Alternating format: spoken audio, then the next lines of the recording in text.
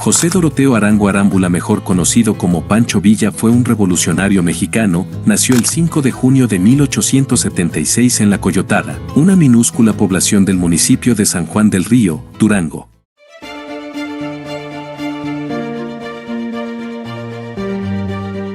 Era el mayor de los 5 hijos de Agustín Arango y Micaela Arámbula, una familia campesina pobre que obligó a Doroteo a trabajar desde los 5 años. Tras la muerte de su padre cuando Doroteo tenía 15 años, asumió la responsabilidad de mantener a su familia. Este rol temprano de proveedor influyó profundamente en su carácter y sentido de justicia. Un momento clave en la vida del joven Doroteo fue en 1894. El revolucionario se encontraba fugitivo de la justicia, pues uno de los hijos de Laureano López Negrete, propietario de la hacienda donde trabajaba Doroteo, violó a su hermana menor de 12 años. En represalia, Doroteo, de 16 años, tomó un revólver y disparó contra el hacendado, aunque algunas versiones dicen que no lo mató. El ataque en defensa de su hermana lo condenaba a ser un enemigo de los hacendados de esa zona, por lo cual tuvo que huir a las montañas, en donde se dice, se vio involucrado en actividades ilegales como robo de ganado y asalto a viajeros para pagar sus deudas. Entonces, decidió cambiar su nombre para no ser reconocido. José Doroteo eligió Francisco Villa como su nuevo nombre en honor a un conocido bandido de la región. Este bandido era famoso en el estado de Durango y tenía una reputación tanto temida como respetada. Al adoptar este nombre, Doroteo buscaba aprovechar la fama y temor que su nombre infundía. Otra de las versiones cuenta que su verdadero padre en realidad era un hacendado y se llamaba Luis Fermán Gurrola, pues su madre había sido su sirvienta y, al no reconocerlo como su hijo, fue bautizado por Agustín Arango, quien era hijo natural de don Jesús Villa, su abuelo paterno, adoptando su apellido y tomando el nombre de Francisco Villa. Convertido en un bandido que ayudaba a los más pobres y desfavorecidos, sus hazañas empezaron a ir de boca en boca con mucha rapidez y se convirtieron en algunos de los temas preferidos de los corridos que se cantaban en las plazas y en las cantinas. Durante todos estos años como bandolero, Villa desarrolló habilidades como jinete y tirador, que posteriormente serían cruciales en su carrera militar.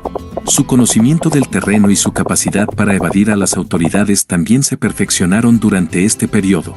Finalmente, hacia el año 1900, Pancho Villa se estableció en el estado de Chihuahua con el objetivo de luchar contra los terratenientes que se enriquecían amparándose en unas leyes a su juicio injustas.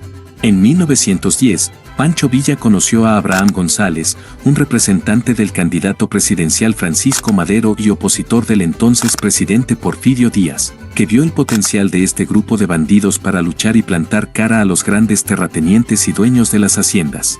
Cabe destacar que, durante más de 3 décadas, Porfirio Díaz había gobernado México, inicialmente como presidente y luego como dictador. Su régimen se caracterizaba por la centralización del poder, la represión política y social, y el favorecimiento de intereses extranjeros y de una élite económica, mientras la mayoría de la población sufría pobreza y explotación.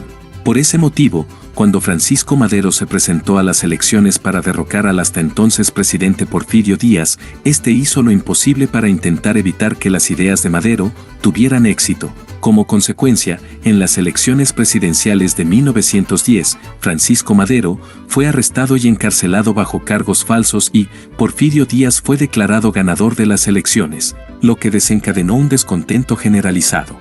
Aquí nace el Plan de San Luis Potosí, creado por Francisco Madero el 5 de octubre de 1910. Este fue un documento en el que se desconocía a Porfirio Díaz como presidente legítimo de México y convocaba al pueblo mexicano a levantarse en armas contra el régimen de Díaz el 20 de noviembre de 1910, a las 6 de la tarde. Esta fecha es oficialmente reconocida como el inicio de la Revolución Mexicana. Así, Madero se convirtió en el líder que aglutinó a toda una rebelión. Y Pancho Villa, el amigo de los pobres, se sumó a la rebelión en favor de los campesinos que se habían levantado en armas. Lideró a sus tropas en la captura de Ciudad Juárez, una victoria decisiva que facilitó la caída de Porfirio Díaz. La Revolución Mexicana triunfó en 1911. Porfirio Díaz huyó a Europa, su ejército fue desarmado y se celebraron unas elecciones generales que ganó Madero.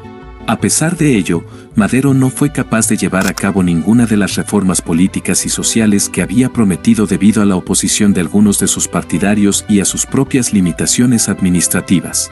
Sobrevivió a varias insurrecciones, pero en 1912 estallaron rebeliones en el norte y en el sur de México, protagonizadas por Pascual Orozco y Emiliano Zapata.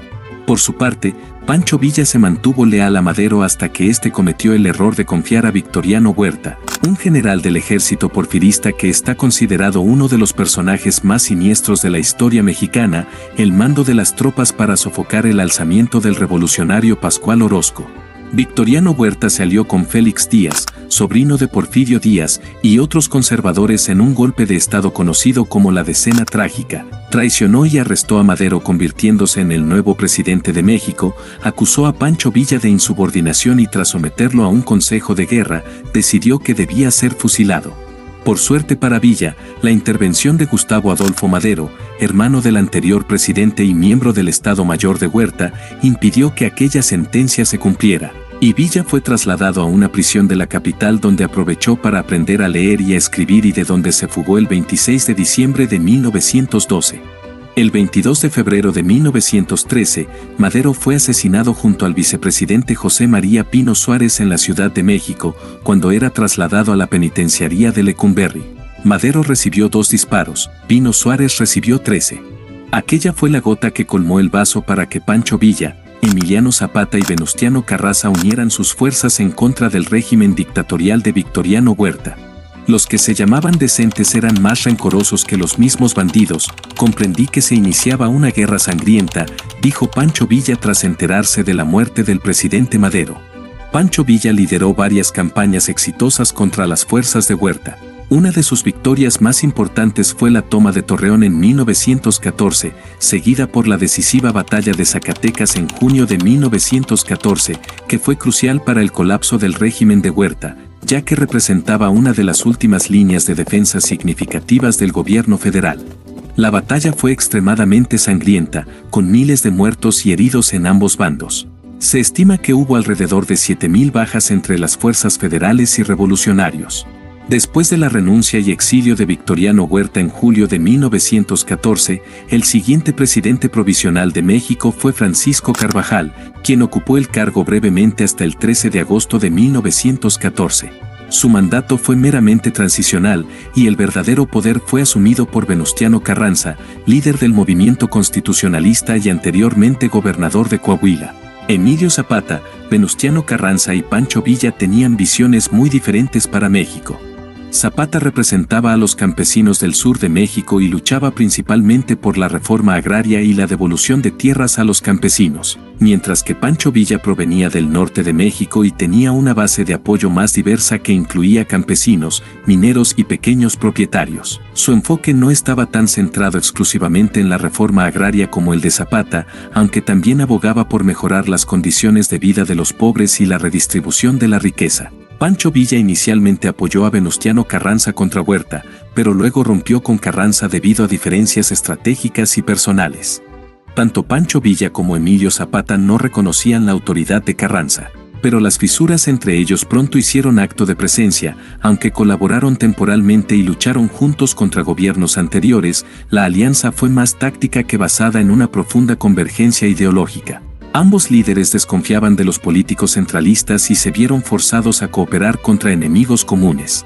Emilio Zapata acabó regresando al sur dejando solo a Pancho Villa con sus hombres en Ciudad de México. La batalla de Celaya en 1915 fue una de las confrontaciones decisivas. Pancho Villa fue derrotado después de 4 grandes enfrentamientos con el ejército de Carranza, sufriendo grandes pérdidas en su ejército, la División del Norte. En octubre de 1915, el presidente estadounidense Woodrow Wilson reconoció oficialmente al gobierno de Venustiano Carranza.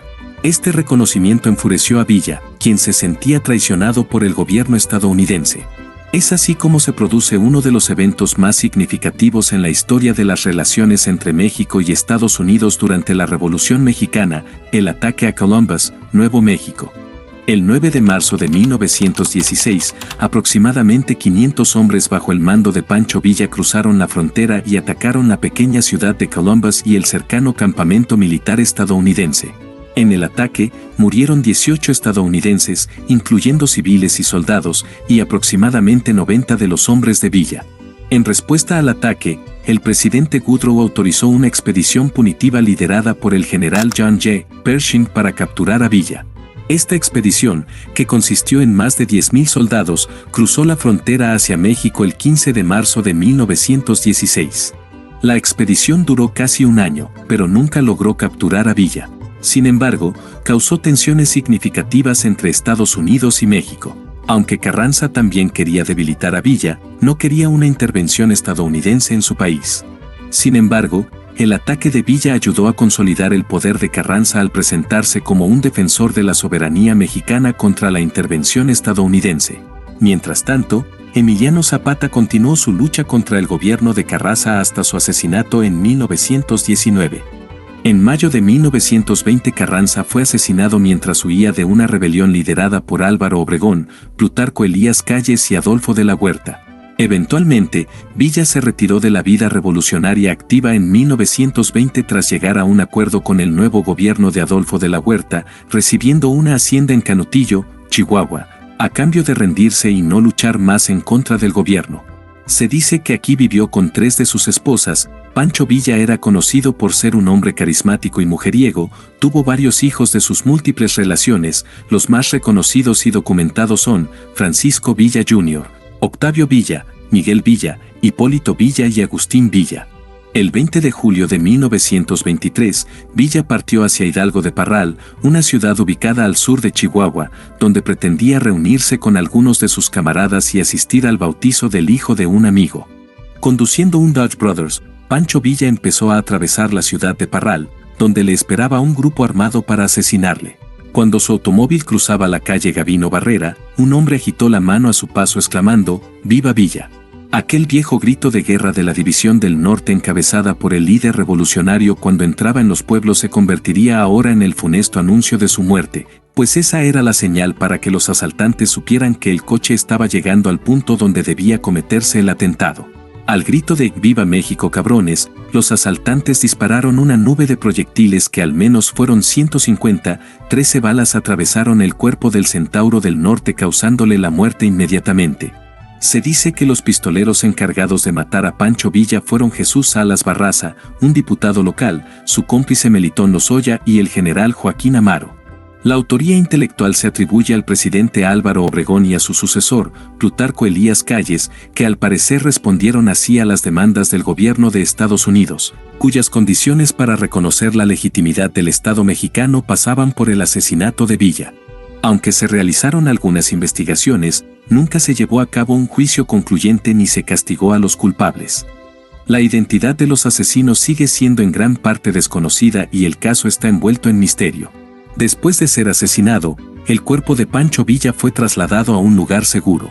Sin embargo, el respeto hacia su cadáver no duró mucho pues fue saqueado y decapitado, la cabeza de Villa fue cortada y robada por desconocidos. Este acto de mutilación fue visto como un intento de deshonrar al líder revolucionario y eliminar cualquier símbolo físico de su poder y legado. A pesar de la brutalidad de su muerte y el saqueo de su cuerpo, Pancho Villa sigue siendo un símbolo revolucionario.